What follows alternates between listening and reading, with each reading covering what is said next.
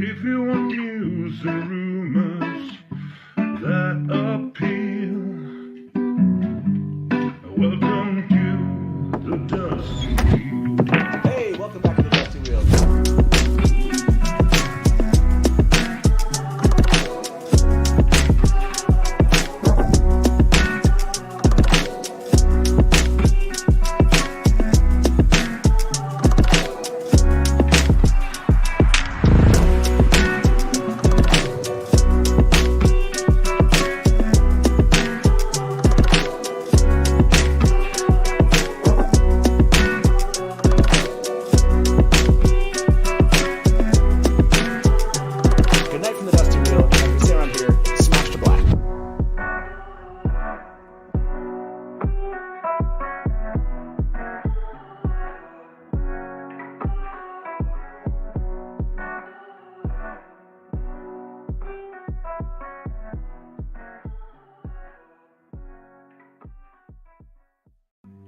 If you want news and rumors that appeal,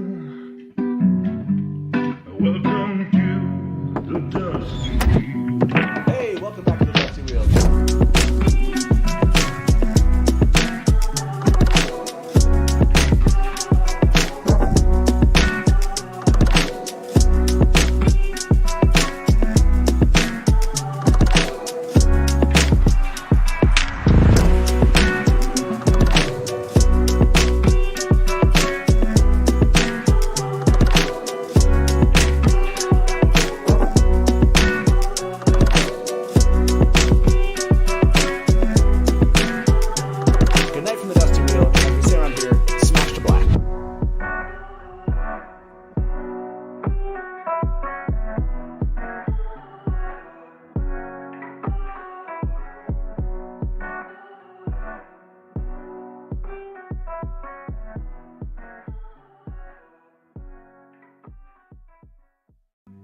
If you want news and rumors that appeal, welcome to... Hey, welcome back to the Dusty Wheel. I'm your host, the Innkeeper, and this is our live call and talk show all about the Wheel of Time. Tonight is our first After Dark special. That's right, we're talking all about Shadowspawn. But before we do, I want to throw out a couple reminders. I don't know if you saw, but last Friday we did a little unblurring the script video that we put out on Friday. It was all about Matt's Dagger first look from Wheel of Time on Amazon Prime. If you happen to miss it, go check it out. It's like 12 minutes long. But if you did miss it, what I thought I'd do is just play a little clip that we did, just 40 seconds long, a little promo Taylor put together. Enjoy this.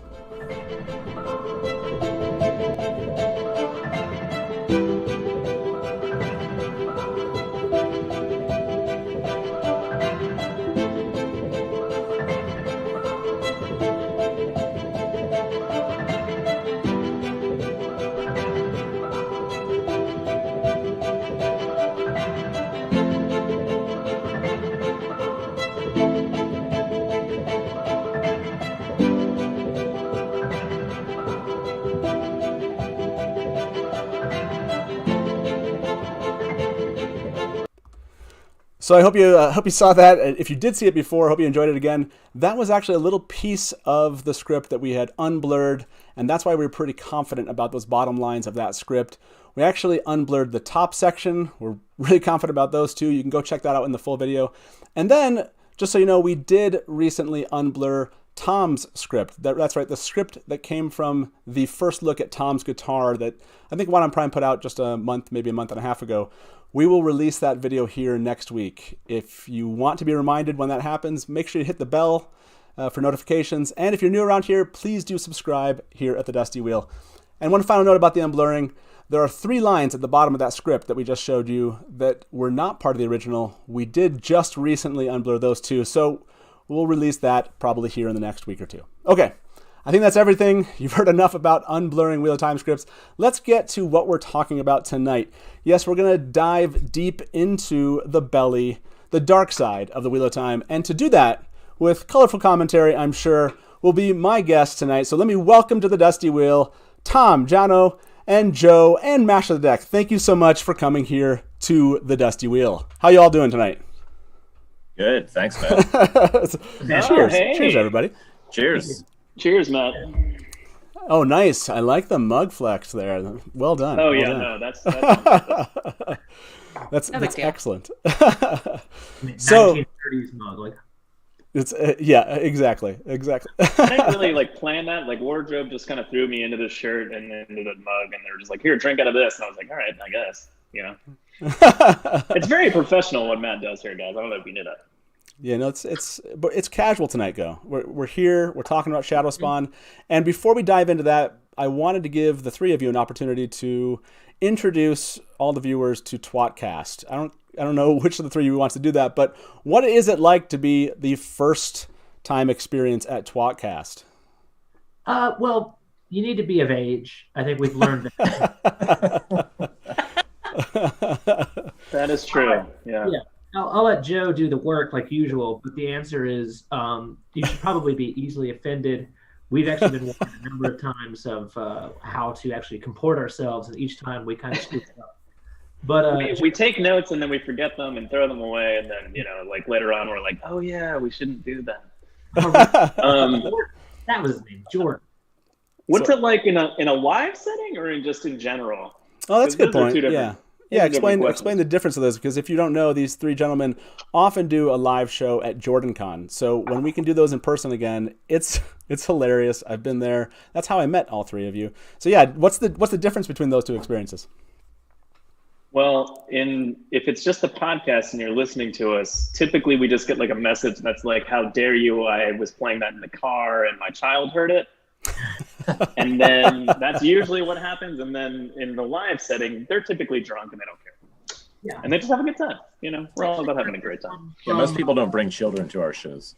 Yeah, it's usually pretty late at night, and then just like Harriet walks in, like, "Whoa," and then for some reason she stays, and we don't know why, and we're scared.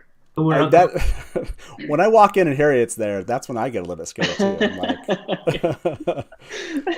What's funny is the "How dare you?" My kid was there. Was actually from Maria, who was listening to the show. Oh yeah, that was laughing. And all of a sudden, like I guess it's her son was just kind of like, "This is really good. What's wrong with your mom?" She's like, "Can I not listen to this while you're in the car? They're really grown strange." adults. Yeah.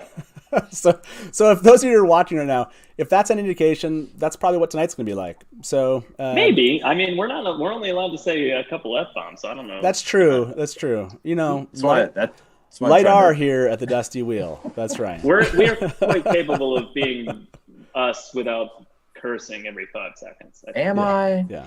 I mean, you guys asking for Tom, who is obviously the way worse offender. This is live. There's no editing, and whatever thing Tom may say is of record. Yeah. Yeah, it is. That is true. That's true. I like how I can't tell if you're warning Tom or if you're just like setting him up. I can't. I guess if I do get tired and have to use the bathroom, I could just really go to town and get kicked off the show. There you go. Yeah. Yeah, I guess that's true. If you want to. I guess if you want an excuse to leave, I guess we'll know. We'll know that really soon. Just as one more reminder to those of you out there, we have the Wheel of Time song parody contest we ran last week. I saw this note from Lauren in chat. You can still vote. I'll probably determine those. I'll go look at the end of the show, and we'll close the voting, and I'll announce those winners of the best singer and best visual presentation, best video. You still have an opportunity. You can find those links. Lauren, I'm sure in chat, can show you where those are at. So. Is that called a parody because there's 2 options? Is that? Yes, exactly. It's parody. Is that's? I love it. That's my gig. You're fitting right in. You're fitting right in here at the Dusty Wheel, John. If for some reason people don't know us, we're the Wheel of Time reread podcast, and we've been doing it for so long that we're now on a reread. How long? And that's just in terms of the show. I mean, like we've read it many times before that, but like that's currently what we're doing. Yeah, we're on the Dragon Reborn. Aren't you on Dragon Reborn right now, Matt? Yeah, we're doing the live adaptation. We're like right at the end of Dragon Reborn. So yeah. We're catching up. I think. I don't know. I love it. We'll have to do a lot more guest spots. We're lapping you. Slow down. yeah, you are lapping me. But you've been doing this for a long time. Yeah, you can go find, what is it, 10 years of episodes? Is that what people can find? So you can find tWoTcast's link in the description here. Master the Deck, it's so awesome to have you here. Thank you very much. I know you're getting I'm ready glad to to be talk here. about Gholam. You know, we're gonna get there. But Always. we're gonna start with Trollocs. Let's get into this discussion about Shadowspawn. I want to throw up a quote here from Jordan. I think this is from Robert Jordan's notes. And this didn't necessarily make it into the books, but I like that this is the foundation that we have of Trollocs. So let me read you this. Okay. This is from Box 45, Folder 2, Miscellaneous Notes. Under Background Notes in the Wheel of Time, he wrote, "Only a handful know that there dwell beastmen called Trolloc, and other creatures, all including the Trollocs, only legends to the majority of people, created by Shatan and by those who supported him. Note, the Trolloc are generally human in shape, enough so that some can pass as human if cloaked and hooded, but they seem to be meldings of human and animals. While each is not unique, they are so varied that 100 seen together might be taken from members of 100 different species. While they sometimes ride horses, more often they ride beasts as fearsome as themselves, even great winged creatures at times." That changed. Yeah, so we were really leaning into the Nazgul trope here, and then he backed off. Yeah. They got a lot bigger, and they stopped writing stuff, apparently. Yeah, they wrote stuff, even great winged beasts. Yeah, the Nazgul, which obviously seemed to kind of go the route of the Shanchan beasts. And they were... And it was so interesting that 100 of them could pass as being part of 100 different species, you know, and some could pass as That's humans. a lot of different animals, because I don't feel like he... It's a Noah's Ark of I don't feel like Trollocs. that's described very often. No, it's like wolf, the Dr. boar, Pepper eagle. of Shadowspawn. 23 different flavors. It's the Baskin Robbins of Shadowspawn. Yeah, that's pretty cool. Yeah, How many more of these do we have? Yeah. That one, I thought it was fun to because he wasn't really going down this road. I mean, he did say that created by the Dark One basically, or people that work for him. So he kind of had this idea that Forsaken were going to lead to their creation, but he certainly saw them more men than beasts. Are you glad about this change? Do you like the Trollocs that we have versus these beast men who rode other creatures? I don't know about your opinion, but I guess I'll find out. That was a dumb start. Fantastic. I feel like the Trollocs were kind of wasted to a certain extent. Like in book 1, they're creepy as hell, right? But by book 2, Rand can go slaughter 6 of them for being massive, strong, and at least supposedly kind of quasi-intelligent. They speak English or whatever common. They're killed really damn easily. It just seems not that worrisome almost by just a couple books. Yeah, I think as the books go on, it's the number of them makes it dangerous. It's like even in book 1, they're only scared because there's a fist of Trollocs following them. They're not worried because it's there's 5 of them. I mean, stormtroopers are scary for the first 5 minutes of Star Wars, but eventually, they're cannon That's fodder. all it is. Yeah, Trollocs are stormtroopers. Is that accepted? I think so, because they're not very dangerous. They're very much cannon fodder. Yeah. And literally at the end, there's always that. I mean, Rather. Matt's super cannons. Oh yeah, that's a great reminder. Let me throw that up. I always forget until spoilers. Our show is going to have spoilers. Our show's going to have spoilers throughout the Absolutely entire shocking. series. Just want to remind everybody watching, because I always forget, and then everyone complains in comments. Yes, there may be spoilers. You just don't know what's going to happen, right? Up until the end of the books, it can happen. So just expect it. We're not going to be sitting here trying to ruin the books, but we're talking about Shadowspawn that are in all of the books. So, Well, I mean, I don't want to ruin the books. I did want to discuss that Voltron Trolloc that Rand fights in the last 5 pages. Yeah, of that the is book. crazy. the Voltron Trolloc. Yeah, there's a lion foot, and then there's a tiger other leg, and then the wolf hand, and then the body is I'm an eagle, and then he swoops in to the center. Yeah, very cool fight And his scene. head but opens up, and there's there's a squid head inside. It's weird. I just didn't think it made sense with the rest of the books, but Yeah, I mean, now that memory there's of spoilers, this. we can talk about it. So it's I feel like we can evolve the idea. We started off as Beastmen. I feel like it went to Trollocs. I feel like getting to Voltron is. I think those are the kind of changes that people that are looking forward to the TV show are hoping for. Yeah, that's what I'm saying. Where are the sea-based Trollocs? Why aren't they walking up out of a river and attacking us? I don't understand it. where are the shark Trollocs? Yeah, I know. Shark Trolloc? It'd be everyone's favorite. Piranha Yeah. Trolloc would be my favorite.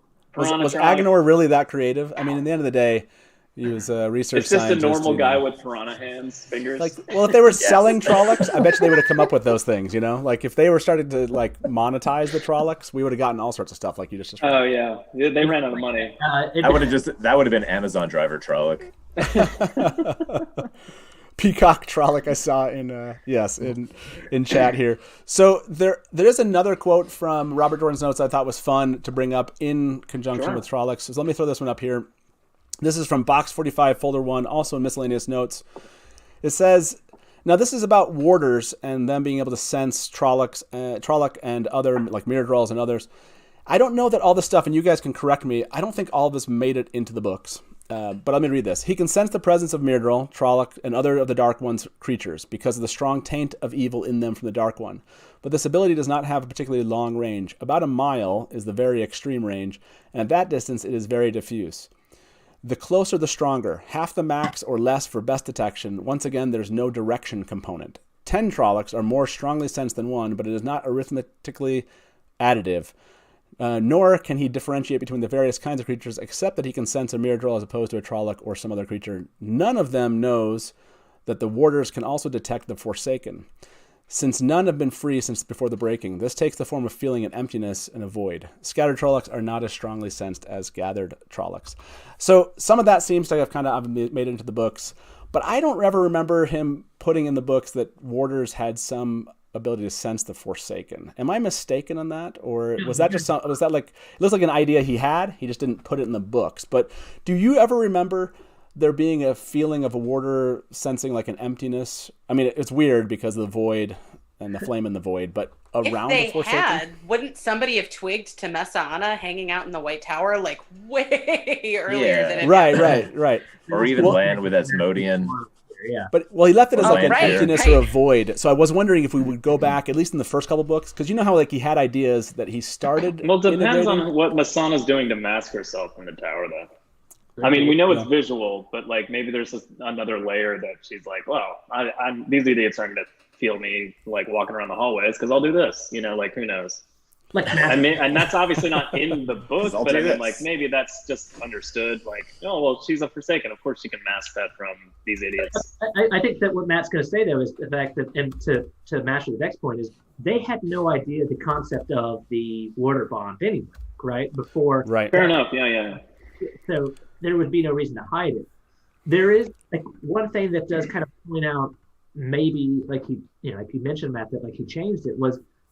There's a mention, I think Moraine says it early on, that like only the darkest and deepest dark friends are really even kind of like only like really kind of noticeable almost to those with the power. Right. Mm-hmm.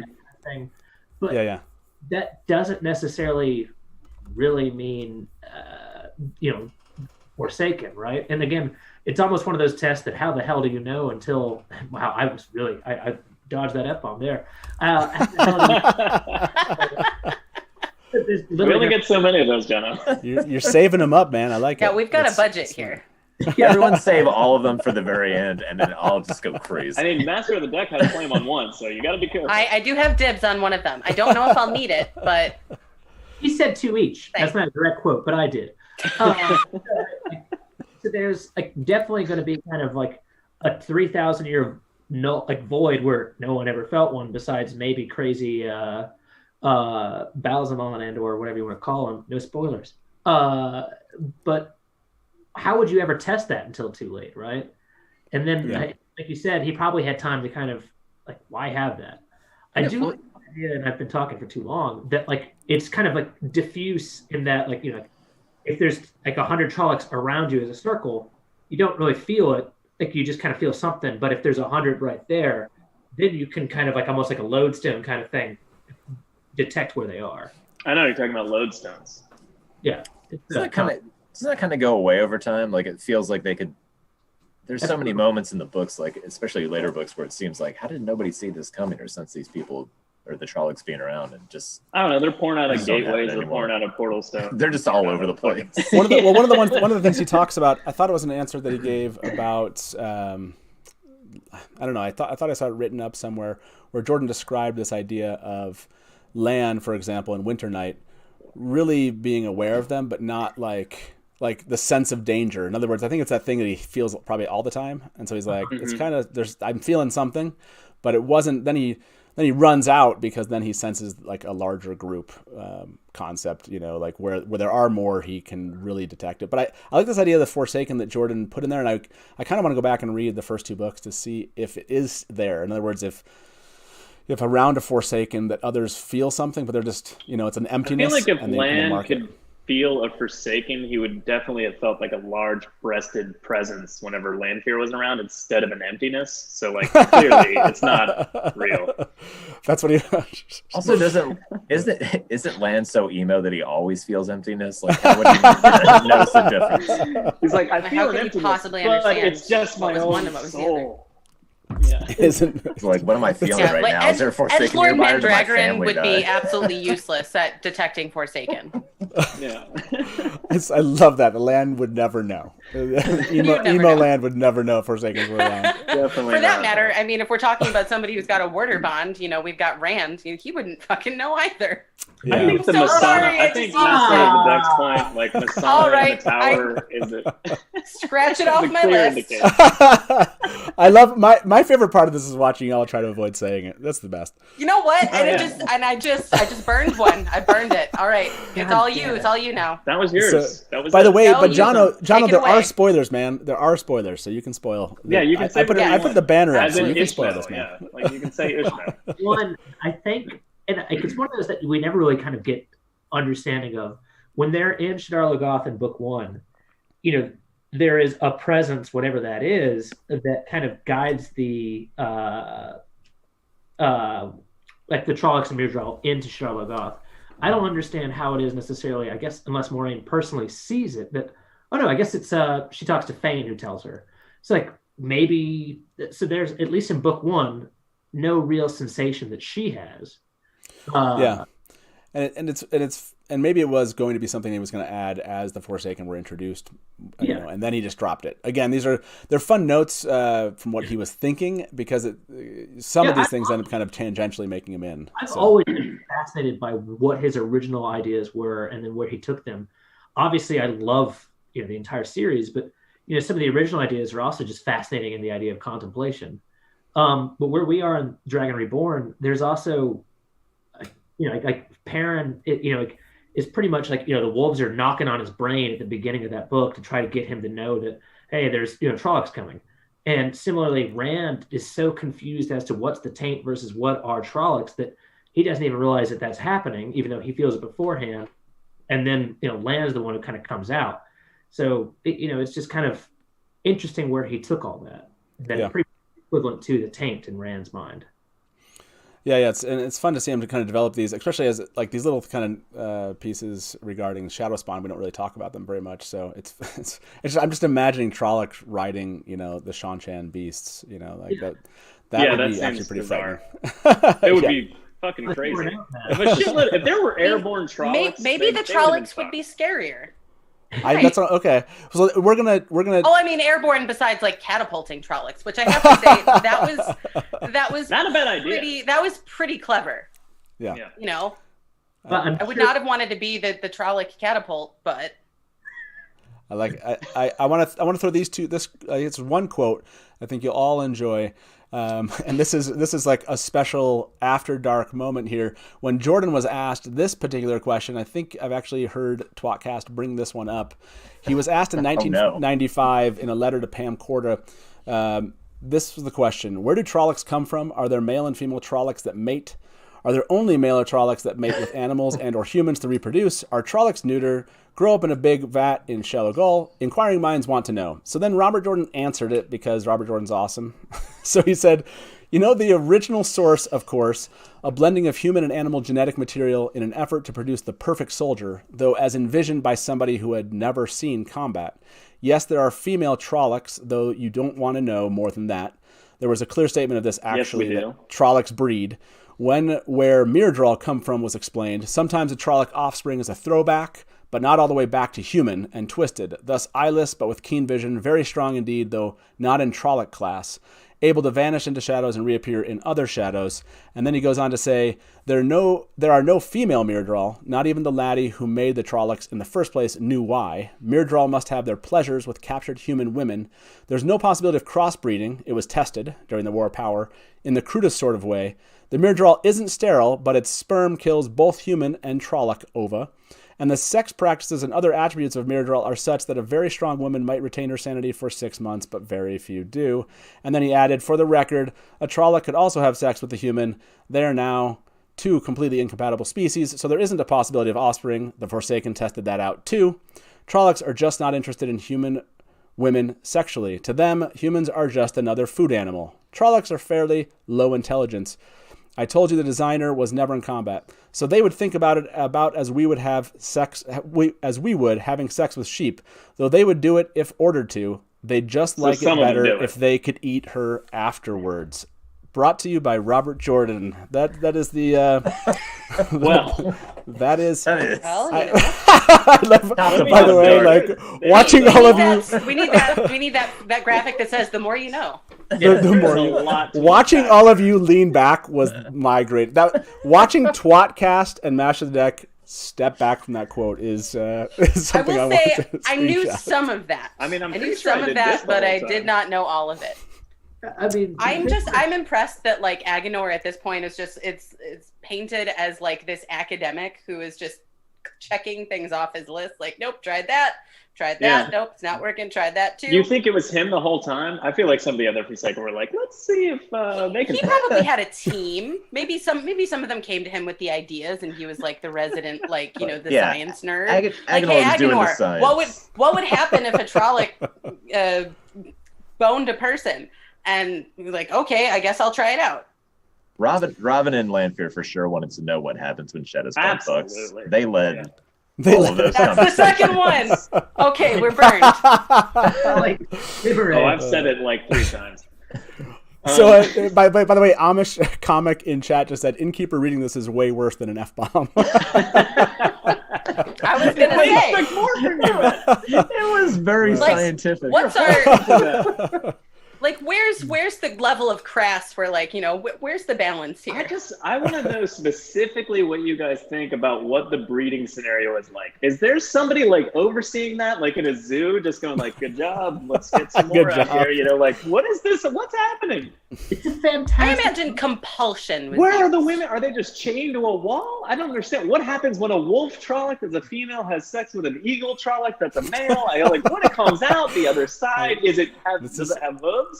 We don't know. Does it have hooves? By the way, the really important piece of information here is that's the kind of knowledge that the WoT Prime team has available to them. Yeah. And they get to ask themselves these same questions of... Yeah, and we're here to answer it for them. Yeah, exactly.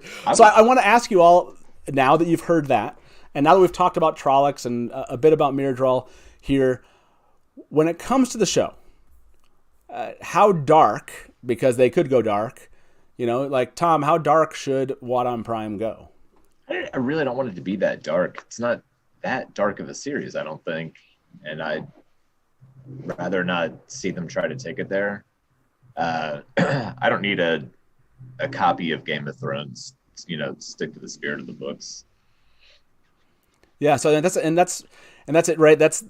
Everyone realizes that the books get dark, but Jordan doesn't bring us into, as much as he described the habits of Trollocs, he doesn't bring us there, into those scenes. Yeah, quite on purpose, probably. Yeah, a lot of things he worked that out in his own mind to know how it works, but it's not something he wanted to show us. And therefore it's fun for us to talk about, but at the same time, I don't know. I don't need to see the Trolloc baby rape farms in Shile Gold. I'll just assume that Trollocs come from somewhere, and I'll move on with my life and watch the TV show. I know that's a blatant lie. I've talked about it with you, but that's okay. What was that? Say that again, John. That's a blatant lie from Tom, because I've talked about it. We talk about it a lot. Yeah. I like it. You're calling him out live. I like it. That's some bullshit. Oh, multiple times, Tom and John are just like, all I want to see is Trolloc sex. We never got to see it in the books. And I'm really interested to see what would happen. What does that look like? What are the noises they make?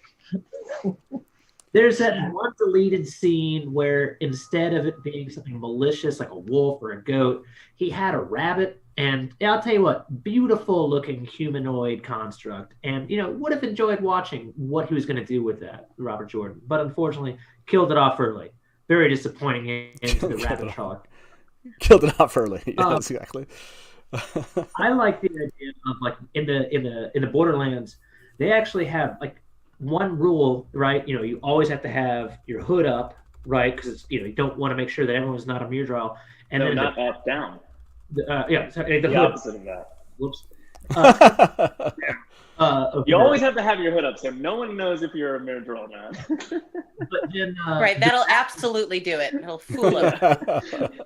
the bathroom is always well lit because you never know if a Myrddraal is going to be behind you when you're going to go take a piss, that kind of thing. And that's really where the Myrddraal started, kind of like they're very good ambushers. We'll just call it that. They're good ambushers. Yeah. So, Master of the Deck, what do you think about this? Yeah. What do you think about this idea of WoT on Prime making these choices right now, or having to, as we get to know more of these, obviously Shadowspawn, and making the choice to take it a little bit darker, scarier, creepier, or not? Like, what would you, if you were, what would you say? They're watching now. WoT on Prime. They're like, yeah, exactly. Yeah, they want. Right. They want to know. This yeah. is all It's hinges hinging on my opinion. It is hinging on. Yeah. So I think the way that we see the Shadowspawn in general in the books, there is a lot of horror element to the Wheel of Time, and that's something that's been explored by other content creators. So I don't need to rehash what bridges that have already been burned by them. So I think with what we have in the Trollocs, what's more terrifying about them, the darkness that we have with the Trollocs, and even the implications of things like, Trollocs not necessarily having very much free will when it comes to being controlled by the Myrddraal, or being able to see the fear in their eyes, et cetera. And the sort of the Trollocs that look more human than animal, is that blame is sort of shifted onto Aginor. It's shifted onto their creator. Because the Shadowspawn are their constructs for the most part. I mean, I know that the Trollocs are self-sustaining because they can breed, but when you look at the true darkness of the Trolloc is not necessarily the creature itself, but in its origination, and how it was made and where it came from. Because ultimately, the Wheel of Time is it's about the human evils. Yeah, we do have these existential threats. We do have the so-called Dark One.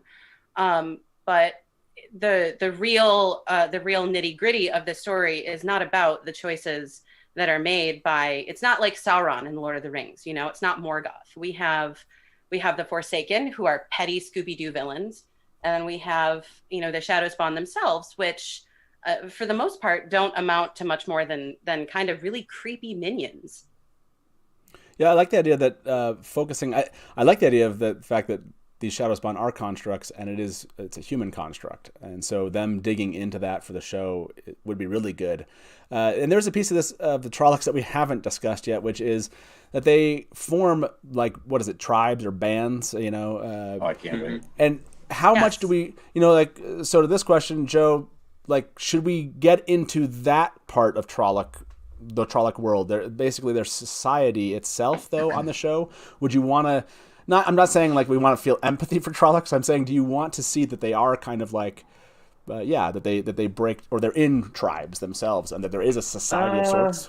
I think not that I wouldn't want to see that. I think I'm kind of all for seeing anything that hasn't been truly explored in the books, because it's just something new for us to absorb. But I mean, I think I would rather see that if that does come up, honestly, it would make the most sense way later on in the book, last book kind of thing, where Fael is with the horn and Olver, and they're running around, and you kind of see them just doing their thing, which you don't really see up until that point. From them just moving around a camp and doing shit. You don't really see that until we're behind enemy lines kind of thing in the last battle. So honestly, I think at first I just want them to be hordes of scary monsters that we don't really necessarily see the other side of. But I mean, eventually, sure, I'd like to see different aspects of them that we don't necessarily have time to explore in the book.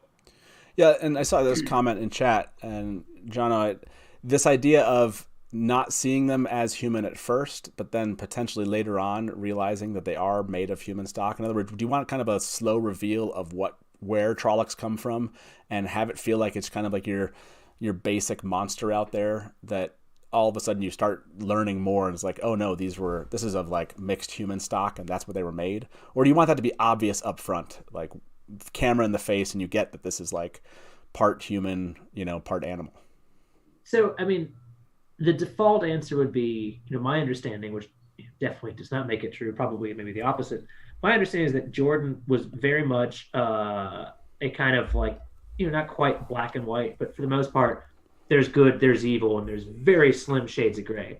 So the fact that this is a kind of, human stock is realistically, that human stock is no longer human at this point. So, because if you were to kind of take the Trolloc and kind of, the plight of the Trolloc, watching them, move around like you would for like an evil human soldier, all of a sudden you're like, well, guess what? It's not really that bad, that kind of thing.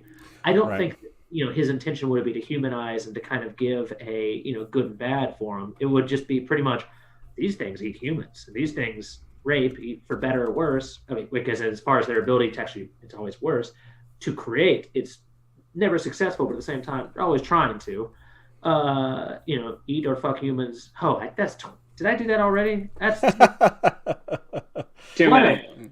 Whatever. You're forgiven, man. We're Finish 40 it. minutes Finish in. it. Too many. I love trying to limit Jono. This is fantastic.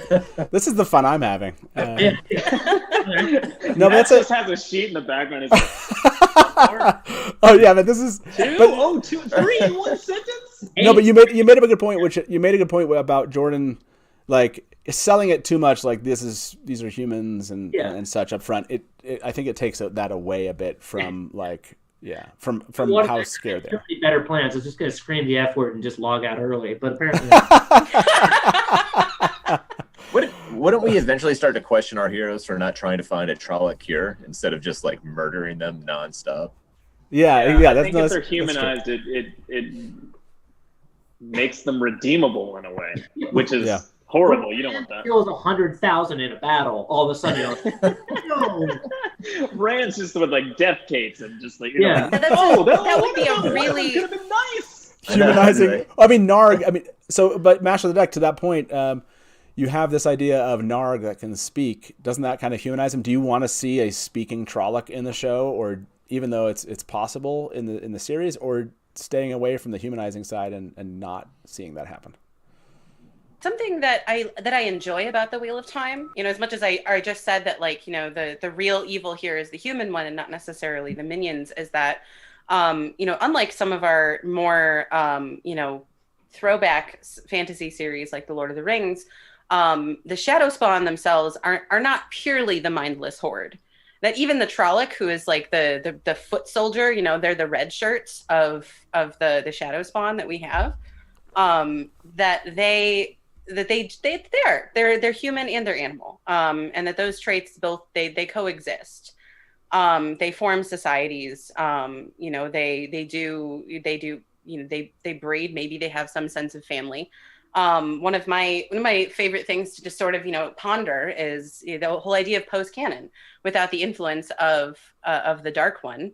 Unless your idea is that all of the Trollocs just kind of drop dead. What would they be like without the shadow to be there? Would they even survive as a species, so to speak? Right. But the whole and as far as humanizing them, my personal preference is that, like Joe was saying, that if we get something that is able to draw it out a little bit longer, the Borderlanders are going to be very aware that the Trollocs they're not just animals, that they're not really smart, but they're also not stupid, and that they have the Trolloc bands. And would recognize things like their insignias, and to have speaking Trollocs, or someone try to interrogate one, or to see the fear of Trollocs as they're trying to run away while they're being meat grindered by some channelers and all that. I like that idea because it does separate the Wheel of Time from some of the other kinds of fantasy. You know, it's not just the mindless hordes of Shadowspawn. There is something there that that is that's more than other like the orc trope, so to speak. Even though we know those things speak. Well, one of the things you just brought up, and I'm going to ask Tom what you think about this. Myrddraal, right? So Trollocs, they fear Myrddraal, right? And so when it comes to them, I would love seeing that idea of, you know, like not that you feel empathy for a Trolloc, but then also seeing how Trolloc, you know, how they respond to the Myrddraal themselves. When it comes to the Myrddraal, does the WoT on Prime TV show have to have Myrddraal to be the Wheel of Time? Yes. Wait, really? I didn't know what question you were going to ask me. Yeah, you didn't even sure. 100%. Yeah, it would be weird to not have Myrddraal. So, you know, like speak to that. Like, why do you feel like they're so important and so key to the series itself? I mean, they're just one of the critical, I guess not critical villains of the show. They're not necessarily the villain so much as Forsaken and he who shall not be named. But I don't even know if I would. I think they are critical, Tom. Yeah, I mean, if there was no Trollocs or Myrddraal, I don't even know if I would necessarily recognize the product. Yeah. What is it? Tomatis can't be a Dreadbane without Myrddraal. Yeah, I honestly thought you were going to ask me if I thought it was weird that Trollocs were afraid of their kids. Who's not? That's not one. There's not one little twisted little kid. What does a baby Trolloc look like? I'm not going to Shadar Logoth and give that kid a spanking. They're not afraid of their kid. Just the really twisted version of their kid. It's the one kid. You know. It's the runt of the litter that they're like, Jesus, where are your eyes? It's the redhead that they're the most afraid of. I get it. Tom's point is correct. Like the creeping dread you feel, especially in the first book or two, when there's a Trolloc on scene. You know, like when Rand's, you know, carrying Tam through the woods, when Rand is in Baerlon, when Rand, you know, kind of fights it in book 2, the first one that maybe or maybe not isn't tried to be killed by Ingtar. Like that dread and that idea, like that there's something just creepy as shit out there. I think that like that to me is really my like impression of book 1 almost of, you know, forget the Forsaken, forget all these things, but like the look of the eyeless is fear, like his fear is like definitely palpable. Yeah, it's integral for book 1 and 2 at the very least. Yeah, but I mean, just Tam and Rand walking down the road, like you have to have that. Yeah, and I know it's like a Lord of the Rings ripoff, but I mean, like it needs to be there. No. And by the way, I mean, it was very, very clearly like it was a riff on the Nazgul. Like let's not lie to ourselves. But they become so much more and numerous, so that it dilutes it / you know, grows it. There's more to it. Exactly. Sure. And this goes back to the last, we were talking about Trollocs. I forgot to mention this one. For those of you that are kind of curious, do Trollocs have souls? Because I'm sure all of you were asking yourself that question. Jordan did say a Trolloc does bear a twisted or corrupted soul, and it would be reborn as a Trolloc. Though, frankly, a Trolloc soul is such a pitiful thing, it hardly seems worth calling a soul. So, yes. So does that Trollocs mean like the souls. Dark One is like being the master of death and souls, like reanimating Trollocs for the last battle? Like, is that why there's so many? No, it would be they're tied into the pattern. Because that's horrifying. You know, like they are constructs, but that can, you know, obviously they do reproduce. And so the Trolloc women are in the blight. They breed. These are all of the questions I have. Okay, you know, like where are all of the Trolloc women in the blight? Are they born and you know, fully maybe grown, while cow? while Slayer is hanging out in the town, are like there are people in the town that like work around like, you know, the Trolloc settlements where, you know, all of the babies come from. Where are they getting their food? Does the town supply them their food, or and then are they like just constantly eating each other? And somebody's just looking down there going like, good job, guys. Keep going. How long is the pregnancy? And how quickly do they grow up? How exactly, Tom? You're right. You're here. Exactly. What's the Trolloc life cycle? No one do they asked grow really those quickly? Are all of was Narg like 5 years old? If they started to run out of Trollocs for the last battle, would they start sending baby adult Trollocs? Trolloc? If I was at the interview where Robert Jordan read that quote out loud to the people, I would have just been like, I have 8,000 more questions. Yeah, I would have more questions than answers. I have so many more questions. That's funny because we had that answer in like 1995, and I don't think people followed that one up with like all these questions. How dare they? I know, like this is stuff we would want to know. They were just like, oh, okay, that was a really long answer. I like it. And then I hear the answer and I'm like, what? No, what? So much more. I need so much more than that. If these are like always like once a Trolloc, always a Trolloc, and yet he's breeding more because it's will technically let's give it a couple dozen more turns of the wheel, that dusty wheel. Good plug. Would there not be at this point like hundreds of thousands? Well, I guess hundreds of millions. Like there's just always going to be more Trollocs. Yeah, I mean you would think that's the case, and so obviously maybe they're I don't know. Do they eat their own kind of thing? Like, is there how much of this is like? We're not supposed to talk about their breeding, but yeah. While the Dark One is sealed away, does that mean that Trolloc souls are just sort of held in limbo? And so that they're not spun out again, or do the souls have a chance for being reborn as people, while the Dark One is sealed back in his prison during that time They would still be born. They would still be born because the pattern's going to control all the souls. Like the Dark One only controls ones that he's pulled in, and so these aren't souls that the Dark One controls or inserts into Trollocs. These are actual ones that the patterns putting into these bodies. So Trollocs could continue reproducing. So this is an answer to my question. Thank you, Matt. So once the Dark One is sealed away, the Trollocs don't all drop dead. Trollocs still exist in the absence of the shadow. And I have got so much headcanon fuel right now. You don't understand. Good. I like it. I just like the idea of like a few people in Emmons Field just being like, oh, he used to be in Trolloc. Don't worry about that guy. No.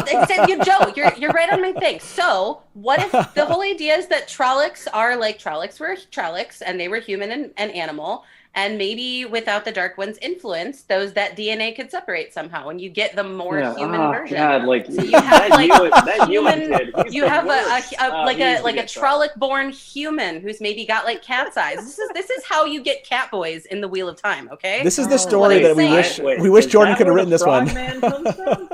Is that where Simeon the frog boy comes from? The little Myrddraal. What about the Myrddraal babies that get born? Okay, well the Myrddraal don't have souls. This is people with tails and third nipples.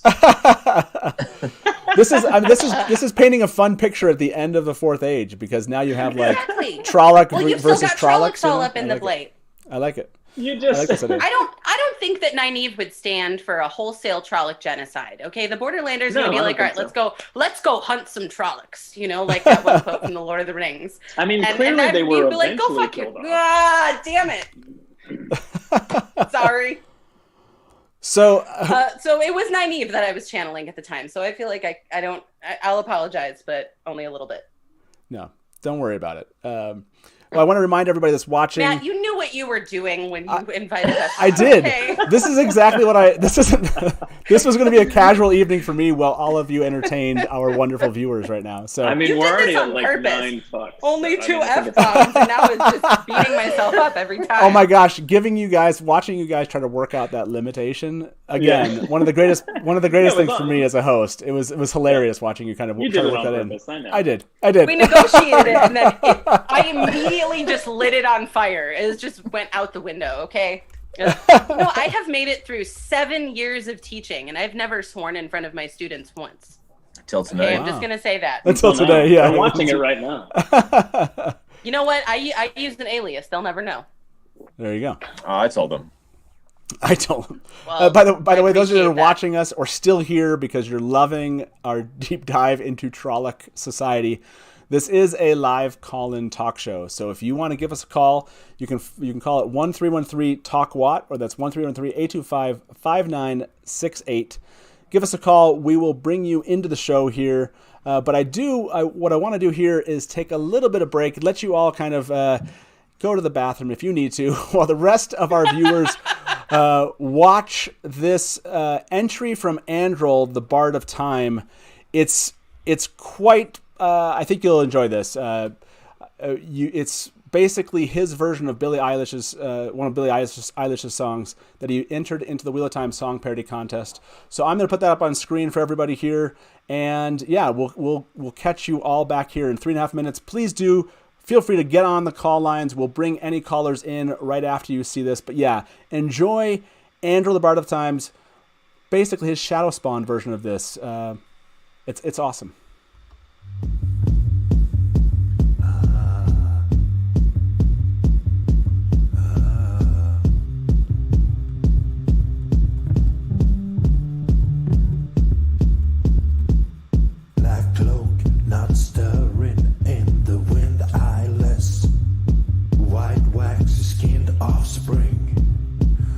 Trolloc blood, still I'm their overlord.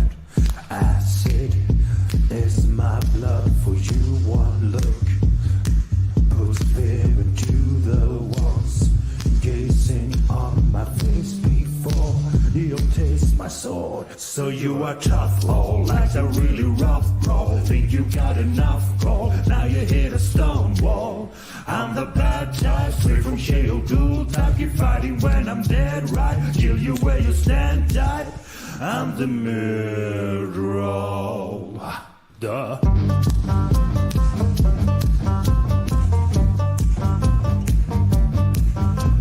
the Myrddraal.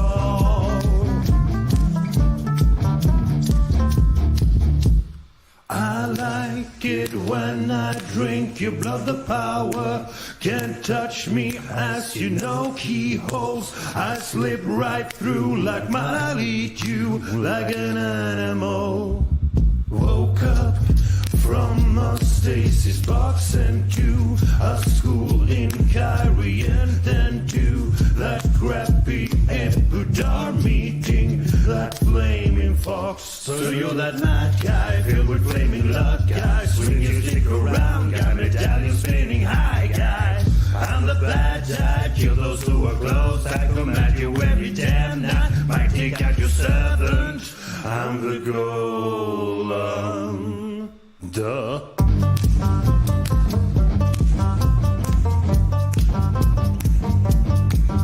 I'm evil.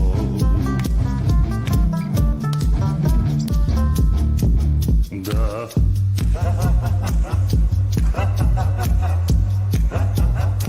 I'm only good at being evil. Evil.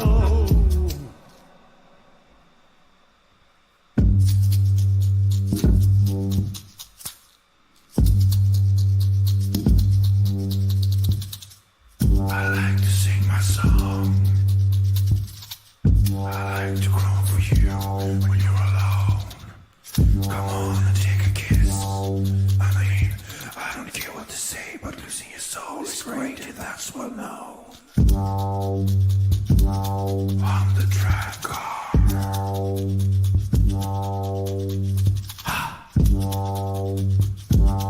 I'm the dragon.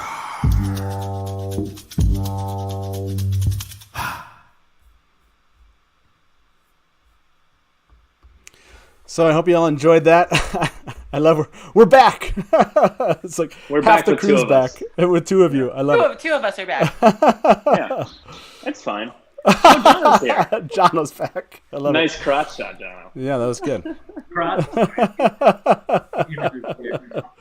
Well, we- welcome back, the four of you. And Tom. That's my favorite part. Yeah, hopefully all of you enjoyed Androl's entry into the Wheel of Time song parody contest. If you would like to vote for that as the best video, or any of the entries, you still have time to go do that. Again, please, you can find those links in chat. I'm sure one of our wonderful admins here will throw that into chat for you. You can find it over on our Discord channel. If you didn't know we had one, you can find that in the description of the video. And just go look up the Wheel of WoT Song Parodies channel, and you can go see the links there. Please go vote. Best singer, best video. At the very end here, hopefully I'll remember right at the end of a show, to then go in and see who won and announce that here. And we got prizes for them too. So that's a lot of fun. Thank you, Androl. What a great video. If you four have not seen that, you need to go back and watch it afterwards. It's I have seen it. It's a great song. Yeah, it's fantastic. Nothing Androl does is bad. Yeah, Yeah, Androl exactly. never disappoints. We all know this. You ever had sex with him? Doesn't disappoint. Doesn't Not disappoint. ever. Not one time. And by the way, if you're watching this over on Twitter, if you're watching on Facebook, please come join us. We're going to hopefully you enjoyed what is basically 2/3 of the show. You can watch the rest of this, hear our conversation, talk to our callers or listen to that, and come and chat over on YouTube. You can find us there. So like I said, we'll be on YouTube here over at the Dusty Wheel. Just go search us out and find us here. Jump in and watch the rest of the show. But I will say good night to those of you that are watching us on Twitter and Facebook. So thank you for being with us. So, yeah, exactly. Thank you, Jonah. Make them feel like they're really appreciated. So I asked people to call in. We have 4 callers already waiting for us. They're anxious to get into the show and ask some questions. So let's go ahead and bring them into this conversation. Here we go. Our first one is Dwayne. Let's welcome Dwayne to the show. Dwayne, welcome to the Dusty Wheel. How you doing tonight? I'm doing really well, Matt. How are you? Fantastic. Thank you for calling in. So what was your question for my wonderful guest here? Well, I've always wondered, Myrddraal are born to Trollocs. Who teaches them to read and write? We know there's Myrddraal scripts. Yeah, this is Dark a great Friends. question. Friends. Dark Friends. That's a good answer. They have like a training facility, a Dark Friend, a tutoring. Kind of ruined my idea of Myrddraal Elementary School, but That's what I like to Hey, imagine. Dark Friend, I'm a right there Dark with Friend you. teaching the Myrddraal at an elementary school. okay, You like know? Little House on the So, Prairie, like, but just got a bunch of like little Myrddraal students. It's Trolloc script, is what they call it. Myrddraal are fluent in Trolloc script. That in book 2, we find that out at the beginning. So the It's question, the classic scenario of a child being smarter than a parent, and then they're going like, "This is how you read and write." Yeah, I picked this up real quick, dummy. No one teaches them; they're just very smart. what if you asked a Myrddraal to read something and he started to cry and say that I can't read, and then he couldn't cry because he also has no eyes, and that's just like this cycle of sadness. Oh, that's another. Yeah, that's a. The eyeless Your ears learn to are read. leaking. Yeah, I'm crying. the eyeless learn to read better than Trollocs themselves using Trolloc script because of that's a great question, Dwayne. One of those like I wish we would knew that answer. We don't. Again, this is treading that line into like going behind the curtain and seeing and humanizing them, which we don't necessarily want. But at the That's right. same time, we're interested in what the answer is. Yeah.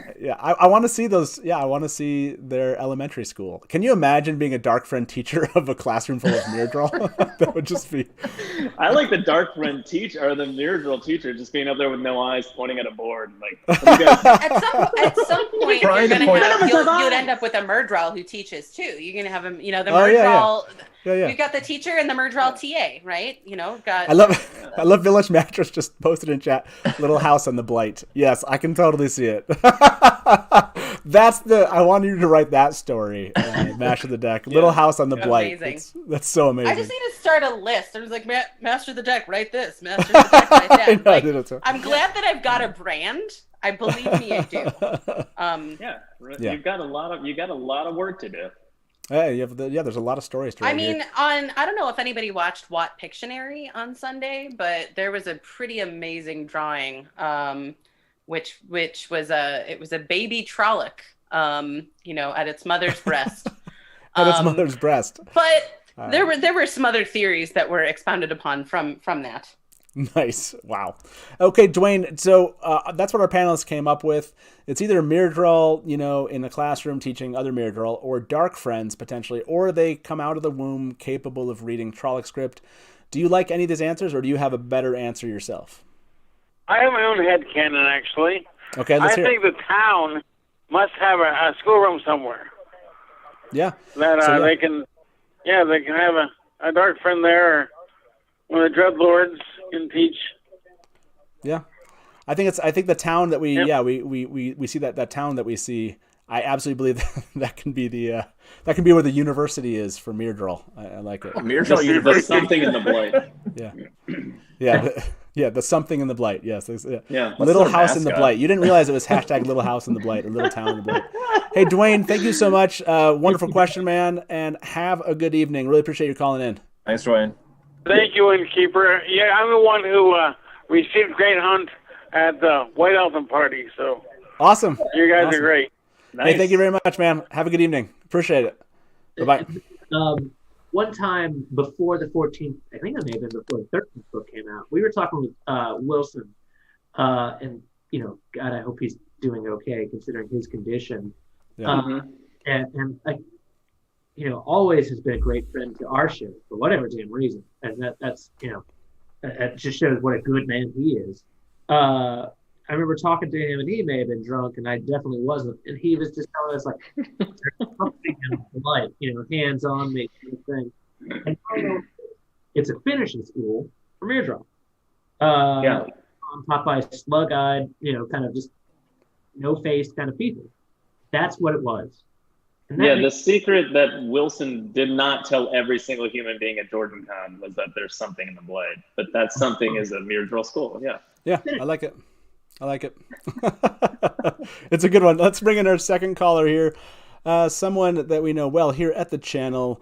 Let me welcome Rob to the show. Rob, how you doing? Welcome to the Dusty Wheel. What's going on over across the ocean, man? How are you doing? Well, I'm good. I'm enjoying the show overnight. It's 3 a.m, appropriate time to talk about Shadowspawn. So I agree. Yeah. Hey, tWoTcast, Master Deck, how we doing? Fantastic. Cheers, Rob. Personally, I am all down for Myrddraal high, as I've always called it. Like, I want to know where these things are taught. Like, I need to be hearing this. So, Delusions, we're doing this at JordanCon apparently. So yeah, love that. I want to dive into something I know Master Deck really wants to talk about, and I want to start with let's talk about how crap how crap the Drakkar are. Like, they're meant to be assassins. The Dark One turns around and goes, well, actually, I can do better. And you get Greyman, and Agenor, in a fit of just, annoyance, goes, right, hold my flaming beer and make something crazy like the Golem. So yeah, this is a great question. So best assassin, and I feel like it has to be the Golem. But is that the case? Is everyone agreeing here? Is the best dark Shadowspawn, whatever, assassin a Golem? What are you looking at? Gotta be. Well, body count. The Golem can kill anybody because it was designed to kill channelers. What if I really like Twilight? What if you really like what? What did you say? I missed that one. Do I want to know? You don't want to know. Just super into the Drakkar. I think they're sexy. They croon, they sing, they're adorable. I think they why sparkle. would you not like them? Yeah, it's a tough case to not. I mean, it's a tough case to make against Golem, and that's a good segue. I know Master of the Deck has a couple of favorite quotes of one of the Shadowspawn. So let's throw this first quote up here, Master of the Deck. Do you want me to read it, or do you want to read this first quote that you sent me? Actually, no, I do have it here. Sure, I'll read it.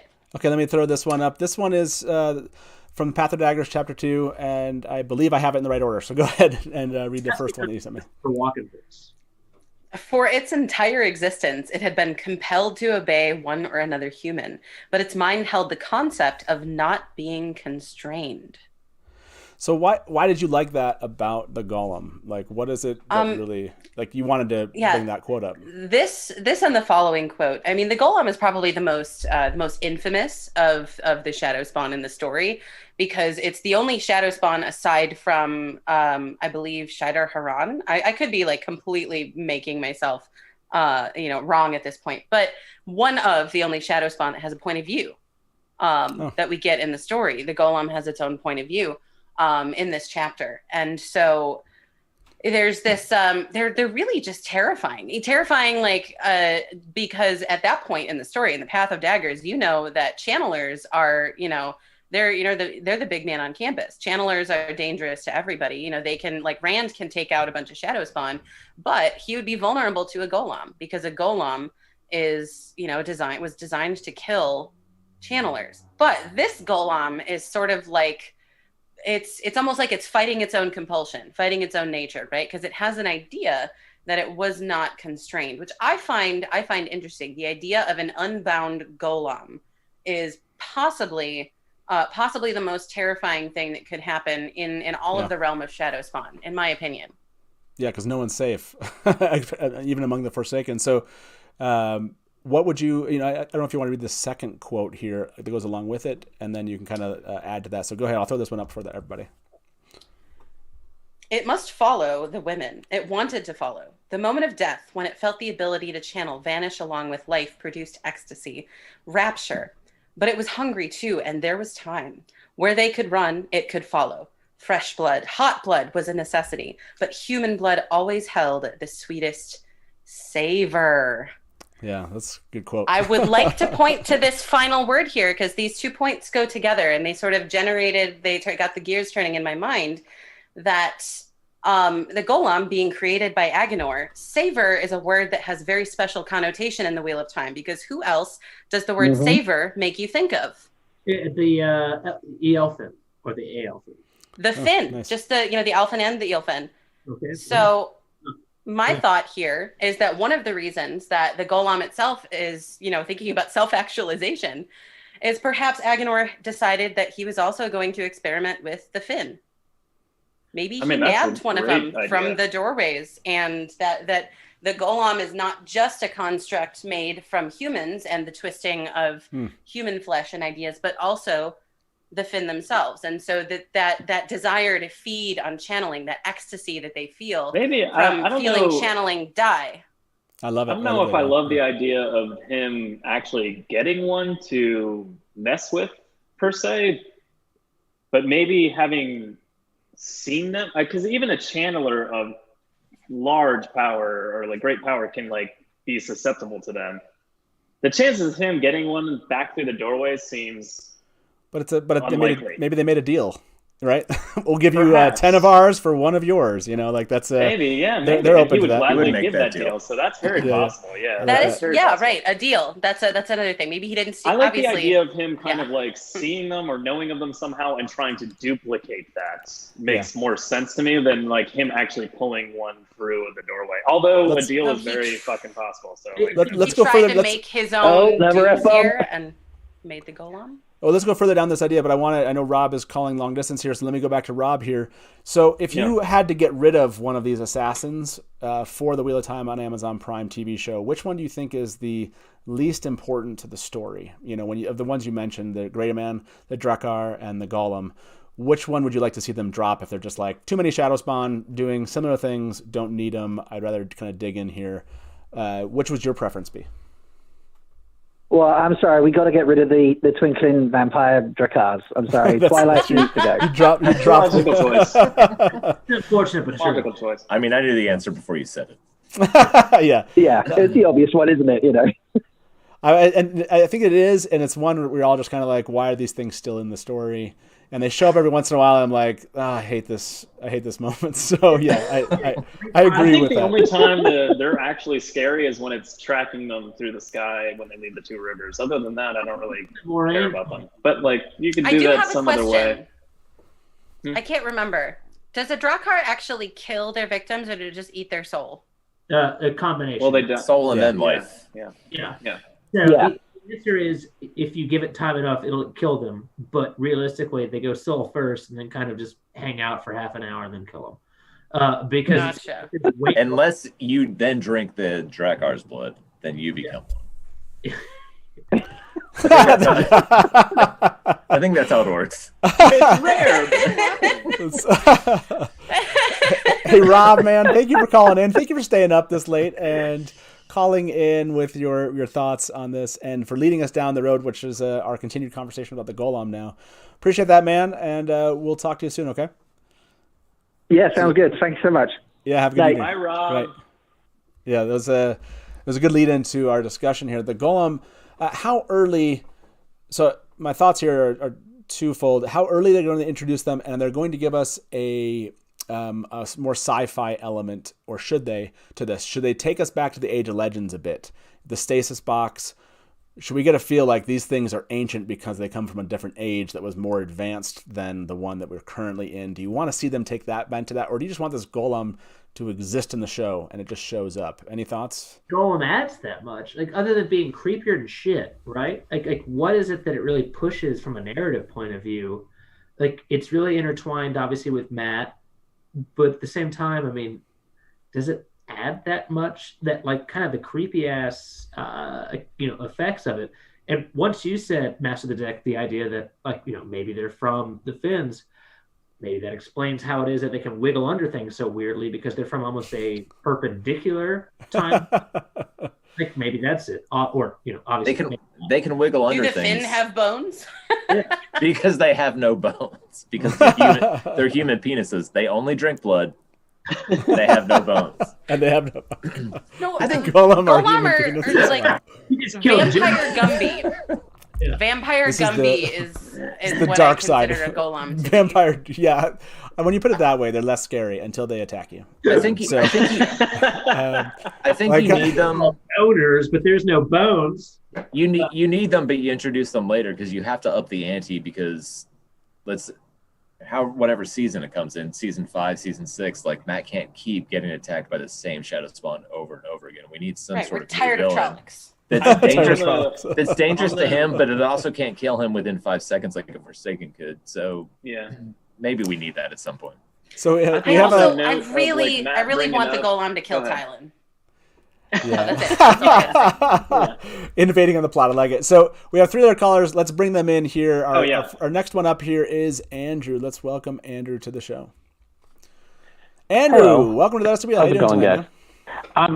Got one general question and then a question for the panel. My question is, are there any female Fades? There are not, but it is weird because why are they not? Yeah, the follow-up question there is important because Jordan said there wasn't. Because Jordan's sexist, obviously. Silly question. Yeah, I don't know if we could explain this away with however Agenor decided he was going to create the Trollocs in terms of genetics. It could just be that the gene that carries the throwback to Myrddraal-ness, carries that throwback to the channeling statistic and all of that, only exists in the penis presenting sex chromosome. But that's my meta right there. I have a different angle, but I mean, Jono might agree with me, but he could jump in. But one of Jono's favorite quotes is that every woman in the series has a little tiny bit of Harriet in her. And like, I maybe Robert Jordan's just like, she's adorable. She's not evil. There's no. So I can imagine it being something like where he's like, I don't want them to be. They're not reproducible. I think he even said that Agenor didn't really understand why this happened, and it was just it wasn't like he purposely. He did say that because you literally quoted that earlier. Yeah, so that's what I think. That was what. So that's what I mean. It's like I don't think there was. He wanted it to be this kind of like it wasn't on purpose. It happened to be just it turned out this way, and he probably didn't want them to then reproduce with female Myrddraal in his way of thinking. So he's probably like, no, this is just. These Myrddraal show up every once in a while. No one knows why, and yes, they're only men. And like he probably threw some genetic component, like it was some genetic abnormality, blah blah blah, and that's all you get. Your point. He was. Would any? Go ahead, Andrew. On a different question, would any of you want to be a gray man or woman? And if so, what would the attraction be for that? Would any of us offer or a what if? Because. No, I mean, because I understand the way it works with gray men is people can choose to give up their souls and become a gray man or gray woman. Yes, that's correct. Question for you then, Andrew. What are you offering me, and are you the devil? Yeah. Yes, I'll give you my soul. I would like to be the devil. I'll answer my question. If I got a good enough deal and I was miserable in my life, I'd go for it. You'd pick it. You think like gray women are like they're miserable, and so they go. I wonder if it's dark friends. They're like. I bet you it's a dark friend kind of like Pater, who is just like he hates being at the bottom of like the rung of dark friends. He doesn't have any college hopes.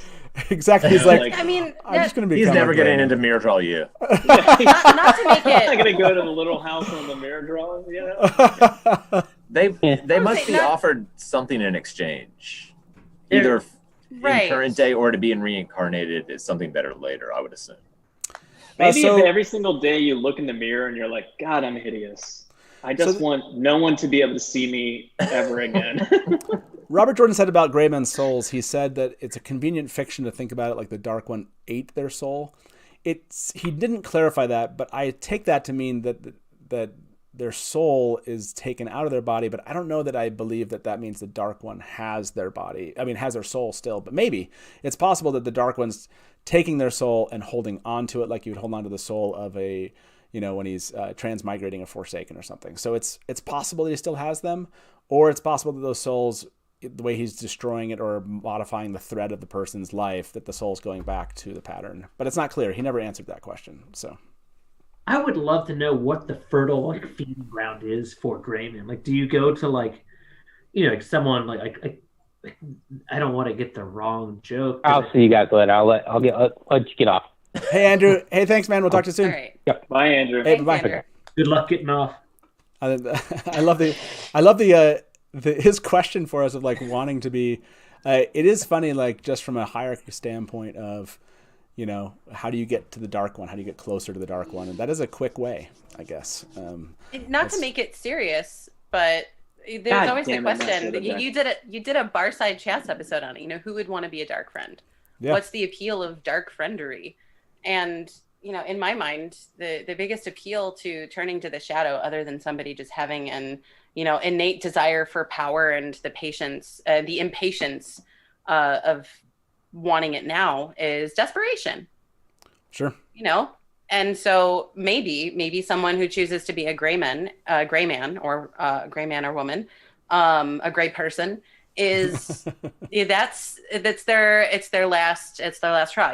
I will give you my soul. I'll become your shadow assassin if you do this for me. And maybe it's something. It could even be an act of selflessness. We look at Ingtar as a dark friend who, he became a dark friend, and in a way he saw that as a way for him to sort of, save his homeland and for whatever it might be.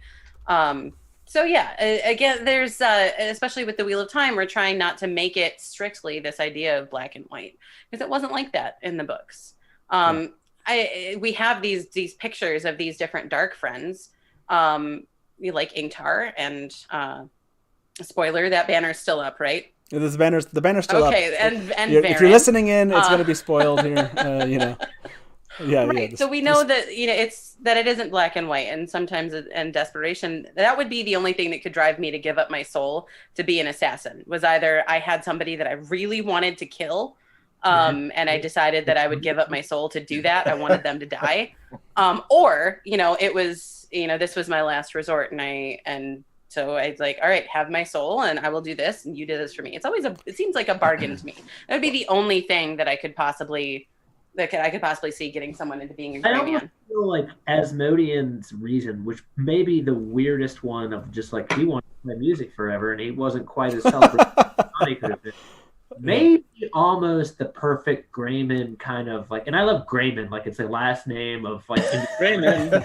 My Grayman friend. Miss Grayman. But like maybe kind of like the perfect kind of like, shit, it didn't quite work out for me, but I'd really love to be like, I always thought I'd be a good kid. It's not quite working out for me, so I'm just gonna kill for this guy. F this soul. Good word, the F word there. Wow, yeah. Look at you. I feel like you've built that one weird up. Restraint. That was a strange restraint right at the end there. But that's good. It's good. We have a lovely idea on the podcast of what would happen with the what are the Graymen doing all day, like waiting for their orders? Like, are they just hanging out and no one can see them? They're like, can I get a drink? And like they're at a bar and they're like, no one gives. God damn it, can I get a drink? Maybe I am a just Grayman. waiting for a letter, and they're like, thank God that you assassinated someone today. Maybe I am a great man. So we have two other callers. Let's bring it. Dave's been on the hold for just a little bit here. Let's bring Dave into the show. Dave, welcome to the Dusty Wheel. How you doing tonight? Matt, thank you very much. Lovely show tonight. Panel doing awesome, I might add. Thank you. So what's going on? I got a question, a meta question, if you will, about Shadowspawn and the Forsaken. And I want to use this, and again, I want all your opinions on this. I'm taking the Dark One as as almost elemental evil personified. Okay, I'm also taking the dragon as an elemental force of good. Now, the question I have for you, and the opinions I want, are as follows. The Forsaken.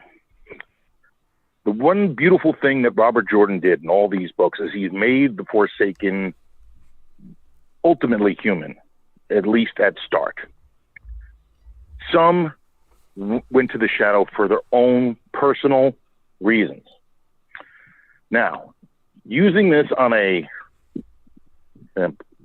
excuse the terminology here, Gygaxian rules here. Which Forsaken do you folks believe are lawful evil, chaotic evil, or neutral evil? Okay. Because that, I think, is the motivation for many of the Forsaken throughout all of the books. Yeah. Any takers on this one?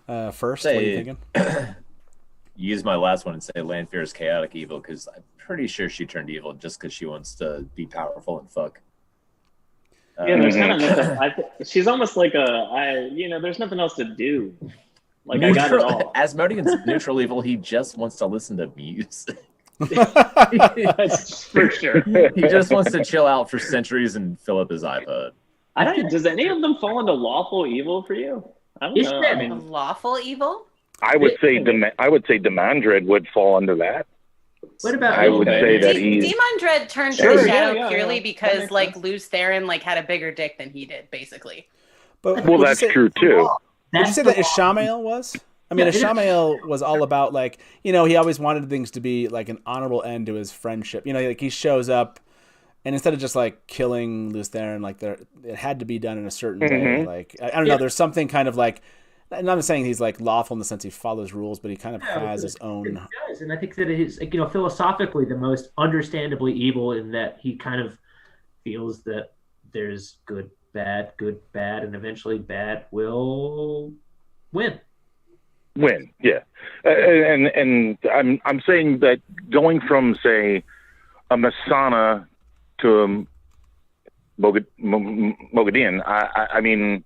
Their natures, their natures and the way they go about things, go about their philosophies, that goes in with their quote unquote relationships with the Dark One too. Some are in his very good graces, and some kind of like Lanfear, just kind of doing their own thing. They're all in league, but they all have, I guess, a gradient level is where I'm going with it. Yeah, and to your question, because you brought this up, this idea of evil, Jordan wrote in an answer that I was looking up for this episode that he didn't consider anyone truly evil other than the Dark One and the constructs that Agenor made. Like the Shadowspawn and the Dark One were the evil. Now, obviously, humans acting evil or becoming evil, but when he thought about it, I thought that's the answer that he gave was the Dark One's evil, and then the Shadowspawn are evil, and then outside of that, then you have a lot of human variation of what evil is. You're right. You have Asmodean, who exactly, however termed. Yeah, so sure. That's a fun question, Dave. Yeah, I like that. So before we let you go, Shadowspawn. Think about all Shadowspawn you know of, and then drop your least favorite from the TV show if you had to right now. Which Shadowspawn would you drop from the show? Okay, that's a conflict because I would drop the Drakkar, but I would be remiss into saying that these super genius evil people would have no type of air support whatsoever. So I think logistically they would have to have Drakkar. But the big super, red wax lips vampire-y thing, not a fan of. But I think, logically speaking, it would be kind of weird that they have only ground forces but nothing in the air. And meanwhile, Arthur Hawkwing's armies, they conquered that centuries ago. So I'd like to think that they would still have to have some air support. Other than that, I would have to say, I'd have to keep the Greymen. I'd have to keep the Golem, even though it's not my favorite. So, I guess I'd have to drop the Drakkar, even though I would be against it. I mean, you can pick the Darkhounds. Yeah, you could drop the Darkhounds. Yeah, no, but that's so easy. You gotta have you gotta have the opposite. You gotta have the opposite of the wolves. It's a parent thing. you gotta have them. You need the Resident Like, Evil I- touch to it. Yeah. The Shadow Brothers. Yeah, You can drop exactly. Drakkar and then give them like winged beasts like the Shan Chan though in the last battle or something. Yes, Dark Hounds with wings. You could drop That's what I'm thinking. Drakkar and then keep the air support some other way. Oh, wait, the Ravens are air support. Yeah, are they really? Just like it. swarms of birds. I like it. Yeah, slingshots. I don't know. But I mean, we but could guys, just get rid of the kafar. Who even knows what they're for, right? Yeah, Never just get even rid of met one of the. Yeah. Hey, Dave, awesome. Thank you very much for calling in. Really appreciate you watching the show, man, and we'll talk to you soon. you got it, guys. Great job. Okay. Thank you. Thank you. Bye bye. Awesome. Okay, one more caller, then we'll get final thoughts from everybody, and then we'll let everyone get back to what they were doing. Hopefully, though, you'll show up at our after show. You can catch that over on Discord. Again, we have a link in the description. We just continue the conversations that we've been having over there. It's a lot of fun. But let's bring our final caller into the show. Hey, Daniel, welcome to the Dusty Wheel. How you doing tonight? Hi. Well, I guess for this forsaken world that it is right now. Well, thank you. I'm glad you're doing well. And what's your either question or comment on Shadowspawn for our panelists? Question is, fuck. Can I say the F-bomb? Well, you can now. Even though you already used your one. I feel like you just used your one. So Right? why? Too late. You tossed it away. Dang it. So my question is, going way back to the Age of Legends, why did Agenor just use the Gholam just straight out of the gate? Like, seriously, they're the perfect assassins and warriors. yeah. So to the Can't panel, be stopped. good question. Yeah, like why? Do you feel like that was just like a plot hole that Robert Jordan didn't cover very well, or do you think there was a good reason why they stasis boxed them after they made them? They're like, maybe not. Agenor was terrified of them. They were scary. And as we saw, that one Gholam was out of the stasis box for what, like 5 minutes before he started having like rebellious thoughts of his own. They probably have like an expiration date on them. Like this Gholam can only be like out of stasis for so long before it begins to like, rebel against its owner. It starts to beat at the walls of its mental cage. Right, there you go. So maybe one of the reasons why we don't see those other Gholam is that he learned his lesson, right? Yeah. The monster he had created turned on him. That's my theory. So That's a great. So a Frankensteinian monster sort of situation, pretty much. Yeah, I think I mean, if we go back to the theory of where they may have come from, if he had like one Aelfin to work with, maybe he only made so many. Like maybe they're a finite resource that he couldn't There's only 6. throw out into the world. Yeah. Yep, there's only 6. Yeah, Tom's right. But it might not be because he was worried about them. It might just be because like, I can only make this many and that's it. So we need to hold these as like a resource as opposed to just being like, here's 1,000 of them, kind of thing. Right. They're also slaves to the Shadow and the Forsaken. Like they can't turn on. Yeah, the Gholam being Makers, the right? Gholam in the books that we've read is outside of the Age of Legends. He's not bound by any rules, or he's not attached to anybody. So like he's kind of got free reign, and therefore like far more dangerous. But that being said, like maybe they were more reined in. I mean, they are the Forsaken are one power users, and they don't want to be murdered. So like if something is capable of murdering them, like they're reined in. There's only so many of them. Yeah, Agenor is not in charge of. But here's the second question too: like, what actually hurt him? Right? It was Matt's medallion, which is a Terangriel. What was way more common at the time? Terangriel were more common. Not that necessarily there's going to be that type of Terangriel, but there could be, maybe more of that kind of. Again, it was a Terangriel. Yeah, maybe he the got ability from to the fight Finn. them was a lot more common. yeah. So Yeah, that makes sense. It's probably unlikely, but we'll go with me making sense. Also, drink more beer if you want me to sound more sensical. No, I mean, I think in the end, the limiting them was probably a factor of both. Maybe it was materials and or when it happened in the Age of Legends. Maybe it was research facility access, if you will. Desire to have them around at all. Yeah, and then having them creating one and realizing, well, this is like really difficult to not have it like come back and affect we don't know. your They side, might have put them in stasis boxes because they were worried about them. Like that might not be like, hey, let's save these for later. It might have been like, holy shit, let's put this shit away and not have this around. Lends a lot of credence to Master of the Decks Finn theory, because Agenor could only get his hands on so many Finn genitalia areas to make these things from. that was her theory. I didn't remember that. Hey Daniel, before I let you go, also as our last caller, I want you to answer that same question I just had the last caller answer, which is, if you had to get rid of one of the Shadowspawn for the Wheel of Time TV show, which one would it be for you? You have to hit me right in the gut, don't you? Yeah. You got to answer this stuff. People don't want the Wraith to cut anything, so I like putting fans in the position of having to cut stuff. so cut something out of these books. Which Shadowspawn would it be? Even though I really like them, I don't know their actual name. The worm things that you see in the Blight sometimes. The giant Jamara. Is the that Jamara? Yeah. Jamara. Yeah. That's my choice. Because I think.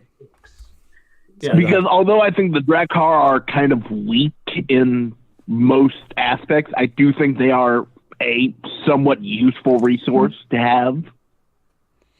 Okay, yeah, I like that. The Jamara is kind of very Dune-ish, in my opinion. Like that's what I always think of. But they were just larvae, right? The Jamara were supposed to grow into beautiful, probably actual dragons. Yes, they lead. That's exactly why I want them gone. They lead to more confusion than anything else. I'm like, exactly.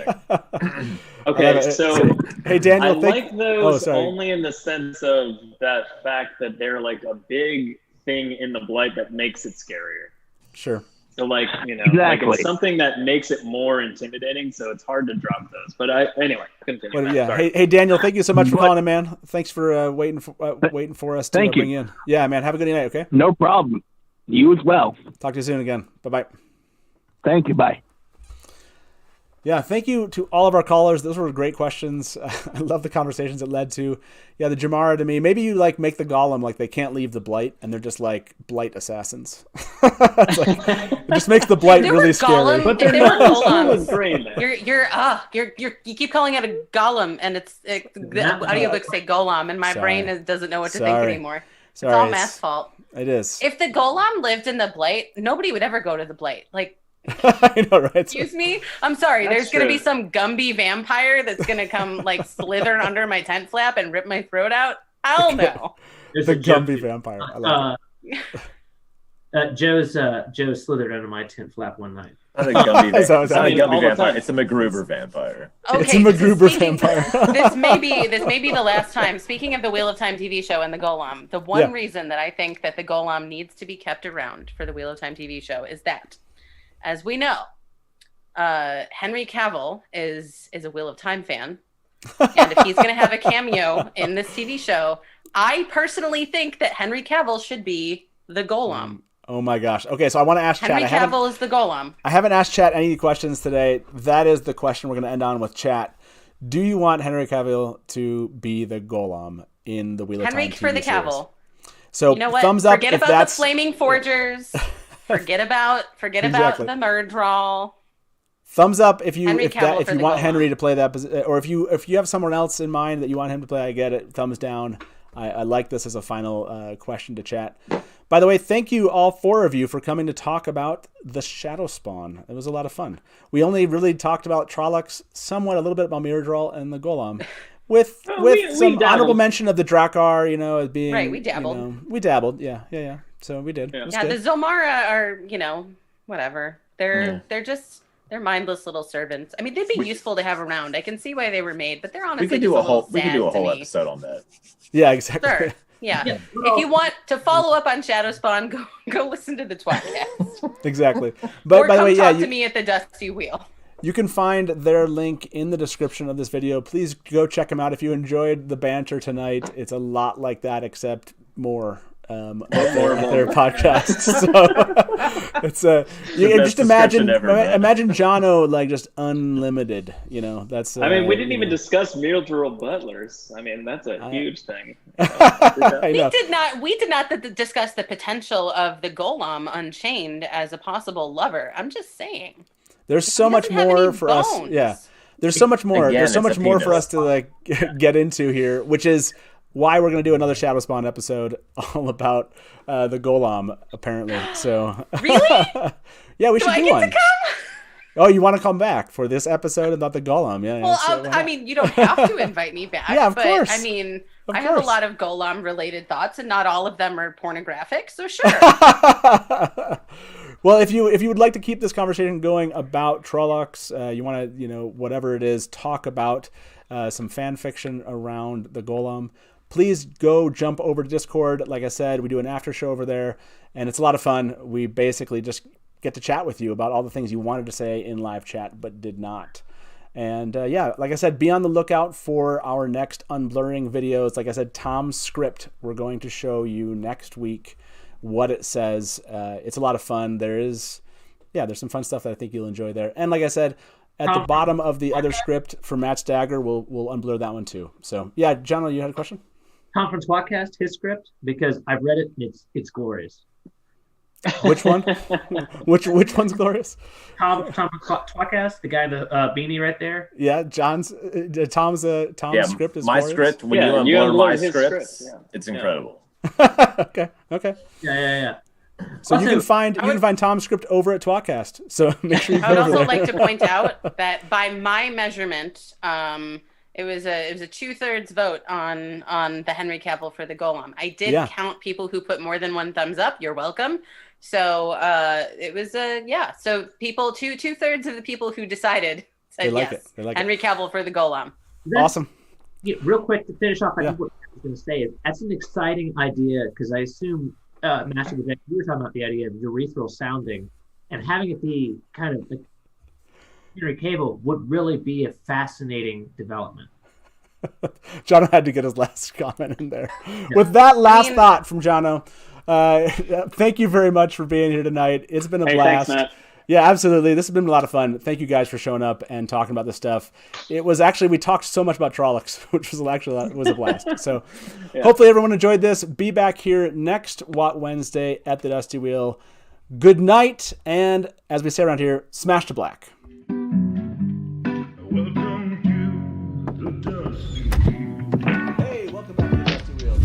You went right to kill it. Look at you. You're all ready. You're just done. I mean, this is like this is really well. And now I'm like, great, my turn. And if you don't like that, and you want to say, well, Robert Jordan could have made the two rivers all white. He could have, but he didn't. So, just complimented me on my dress, and as you can clearly see, I'm sad. I see Nakomi as something along the lines of a Shadar Haran analog. It does make sense why it outlasted the breaking. Yeah. See, this is why I have Therese in the show, because she's going to correct everything that Hey everybody, welcome to the Dusty Wheel Show. What? Meme Off Challenge. Yay! Like baby face mounted on like a huge body. So like all of a sudden, this is not just a traditional fantasy, right? There are sci-fi elements. And just a moment ago, Rafe tweeted something. So let me get my guest in here with me, and probably I would say put in 70-80% of the work. I got to be over the shoulder and be like, no.